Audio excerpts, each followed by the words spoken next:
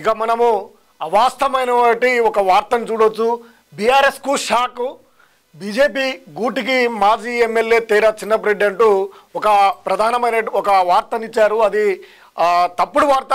ఆయన కూడా వారికి చెప్పడం జరిగింది ఎటువంటి పార్టీలో చేరడం లేదు అంటూ. ఆయన రాజకీయాల కోసము రాజకీయాలు చేసేటువంటి వ్యక్తి కాదు. ఆయన సేవా కోసం, సేవా మార్గంలో, సేవా దృక్పథంతో ఆయన రాజకీయాలకు వచ్చినటువంటి వ్యక్తి. కోట్లాది రూపాయలను కూడా వెచ్చించి రాజకీయాలు చేస్తున్నటువంటి వ్యక్తి తేరా చిన్నపరెడ్డి. ఆయనకు పార్టీలు మారాల్సినటువంటి అవసరం ఏంది? దాదాపు ఆయన ఒక చిన్న పేద కుటుంబంలో పుట్టినటువంటి ఆయన చెప్పులు లేకుండా కూడా విద్యాభ్యాసాన్ని చేసి అమెరికాకు వెళ్ళి చదువుకొని ఆయన పెద్ద పెద్ద ఫ్యాక్టరీలను నిర్మించి సేవా మార్గంలో ఆయన మొత్తం కూడా స్థిరంగా ఏర్పడ్డ తర్వాత వేలాది మందికి ఉద్యోగ కల్పన కల్పించినటువంటి తేరా చిన్నపరెడ్డికి పార్టీలు మారాల్సినటువంటి అవసరమే ఉంది.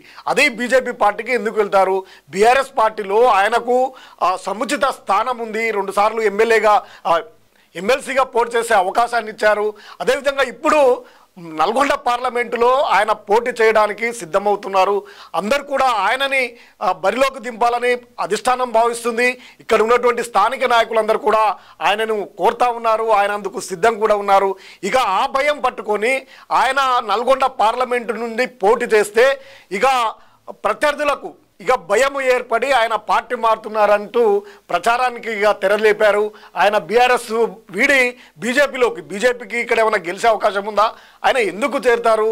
ఆయనకు సముచిత స్థానం బీఆర్ఎస్లో ఉన్నప్పుడు ఇది కావాలని రాజకీయ కుట్రపూరితంగానే ఈ వార్తను రాపించినట్లు మనకు స్పష్టంగా అర్థమవుతుంది. ఇటువంటి వార్తలు రాసేటప్పుడు సంబంధిత వ్యక్తులతో మాట్లాడడం లేదా కనీసం సోర్స్ తోటనే రాయాలి. కానీ ఆయన వ్యతిరేకించినప్పటికీ చేరడం లేదని ఉద్దేశపూర్వకంగా కొందరు రాపించడం వల్ల రాయించినటువంటి వార్తగా మనకు స్పష్టంగా కనిపిస్తుంది. ఎందుకంటే ఆయనతో కూడా నేను కూడా మాట్లాడడం జరిగింది ఈ విషయం పైన. కానీ ఆయన పూర్తిగా ఖండించి పూర్తిగా వారికి చెప్పినప్పటికీ ఆలోచన లేదు, పార్టీ మారాల్సినటువంటి అవసరము లేదు.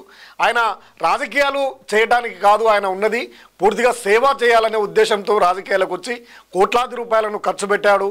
ఆయన నాగార్జునసాగర్ నియోజకవర్గంలో అనేక గిరిజన తండ్లకు బోర్లు వేయించడం జరిగింది.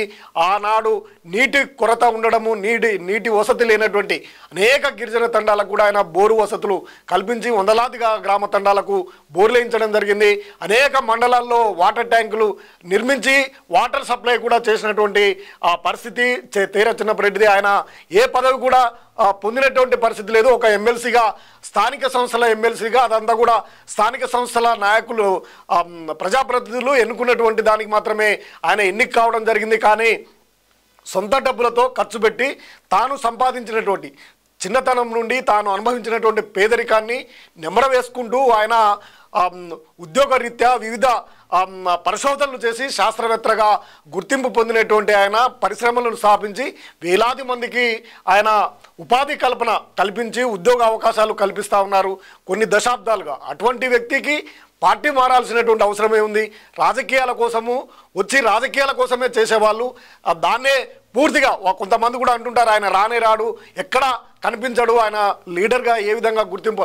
ఆయన సేవ కోసము సేవ చేయాలనే ఉద్దేశంతో ఆయన రాజకీయాలకు వచ్చాడు. కానీ రాజకీయాలు చేయాలని కాదు అనేది కూడా అందరూ గుర్తించాల్సినటువంటి అవసరం ఉంది. ఆయనకు వ్యాపారాలు గణనీయంగా ఉన్నాయి. ఆ వ్యాపారాల్లో సంపాదించుకున్నటువంటి ఆయన ఆ డబ్బును పేద ప్రజలకు, ఇక్కడ ఉన్నటువంటి ప్రాంతాలకు, సొంత ప్రాంతమైనటువంటి నాగార్జునసాగరు, మిర్యాలగూడ ప్రాంతానికి సేవ చేయాలనే సదుద్దేశంతో ఆయన రాజకీయాలకు వచ్చారు.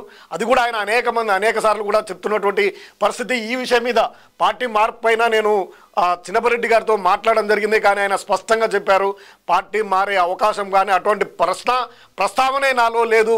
నేను ఒక క్రమశిక్షణ కలిగినటువంటి విద్యావంతునిగా, క్రమశిక్షణ మొదటి నుండి కూడా ఉన్నటువంటి ఆయనకు ఇటువంటి పార్టీలు మారే పరిస్థితులు ఉండవు. కోట్లాది రూపాయలు పోగొట్టుకున్నటువంటి అతను పార్టీలు మారాల్సినటువంటి అవసరం లేదని ఆయన సూటిగా తేల్చి చెప్పడం జరిగింది. అందుకే ఇటువంటి నిరాధారమైనటువంటి వార్తలు రాయకుండా ఉంటే బాగుంటుంది. వారిని తెలుసుకొనైనా రాయాలి, లేదా సంప్రదించి రాయాలి, లేదంటే ఖచ్చితంగా ఒకరు చెప్పిన దాన్ని విని రాయటం అనేది కరెక్ట్ కాదు. గతంలో బత్తుల లక్ష్మారెడ్డి ప్రజాదరణ పొంది ప్రజాసేవ చేయడానికి ముందుకొచ్చినటువంటి వారిపైన ఇటువంటి ఆరోపణలు సహజంగానే వస్తుంటాయి. గతంలో మిర్యాలగూడెంలో ఇప్పుడున్నటువంటి ఎమ్మెల్యే బత్తుల లక్ష్మారెడ్డి పైన కూడా ఈ విధంగానే ఆరోపణలు చేయడం జరిగింది. ఈ విధంగానే పార్టీ మారుతున్నారు, ఆయన కరెక్ట్గా ఎన్నికల టైం రాగానే బీజేపీలోకి పోతున్నాడు అంటూ రాయించినటువంటి పరిస్థితి. ఇది ప్రత్యర్థులు చేస్తున్నటువంటి పనిగా దీన్ని చూడాల్సినటువంటి అవసరం ఉందని కూడా చిన్నపరెడ్డి చెప్తా ఉన్నారు. అదేవిధంగా బత్తుల లక్ష్మారెడ్డికి ఏ విధంగా అయితే జరిగిందో ప్రజాదరణ, ఆయన కూడా సేవ చేయడం కోసం రాజకీయాల్లోకి వచ్చినటువంటి వ్యక్తి, అందుకే ఆయనకు ప్రజలు ఆదరించారు, ఎమ్మెల్యేగా గెలిపించారు. ఇప్పుడు ఇదే పరిస్థితి దాపురించే అవకాశము స్పష్టంగా కనిపిస్తుంది. అందుకే ఆ భయంతో ఈయనను బీజేపీలోకి పోతున్నాడు అంటూ ప్రచారం లేపి అయోమయానికి గురి చేయడానికే ఈ పథకం కనిపిస్తూ ఉంది.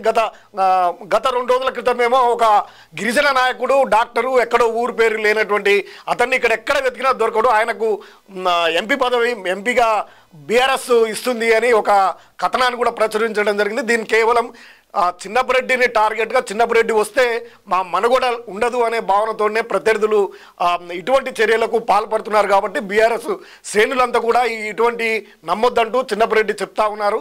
నాతో కూడా మాట్లాడడం జరిగింది.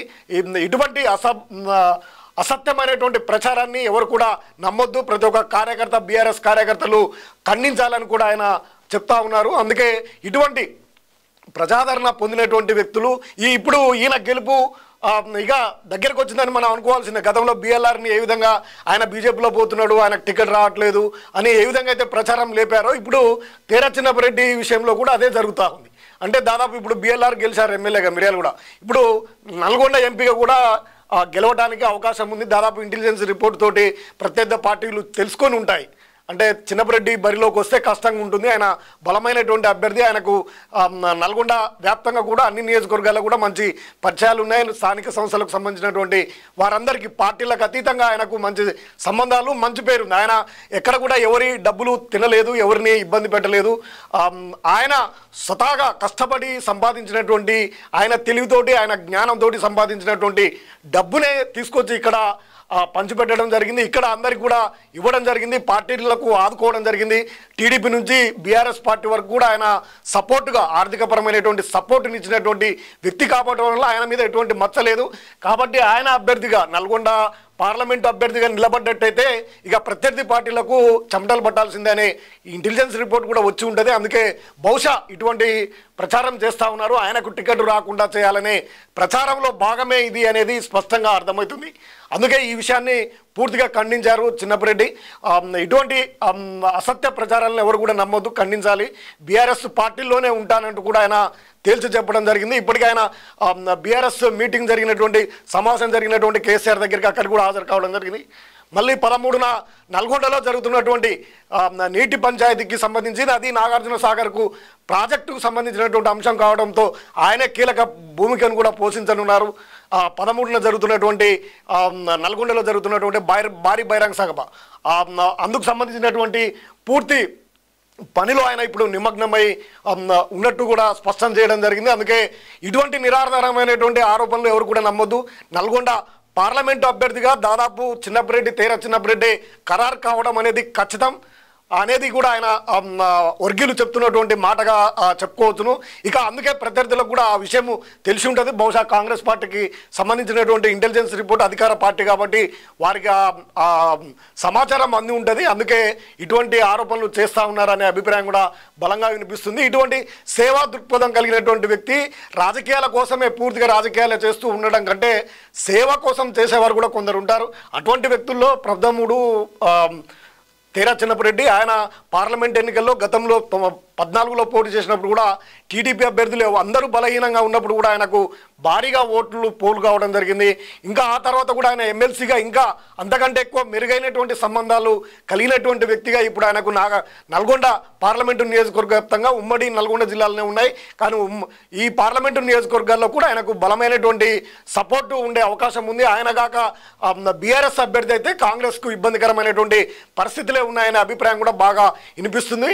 ఇక బీఆర్ఎస్ శ్రేణులను కూడా ఇటువంటి బలమైనటువంటి వ్యక్తి కావాలని బీఆర్ఎస్ శ్రేణులు ఇక్కడ ఓటమి చెందినటువంటి మాజీ ఎమ్మెల్యేలంతా కూడా ఆయనకు సపోర్ట్ చేస్తున్నటువంటి నేపథ్యంలో తప్పకుండా ఆయన గెలిచే అవకాశాలు ఉన్నాయనే అభిప్రాయం కూడా బలంగా వినిపిస్తున్నట్టుంది. తప్పకుండా నేను బీఆర్ఎస్ పార్టీలోనే ఉంటాను అంటూ కూడా ఆయన గంటపదంగా చెప్తా ఉన్నారు.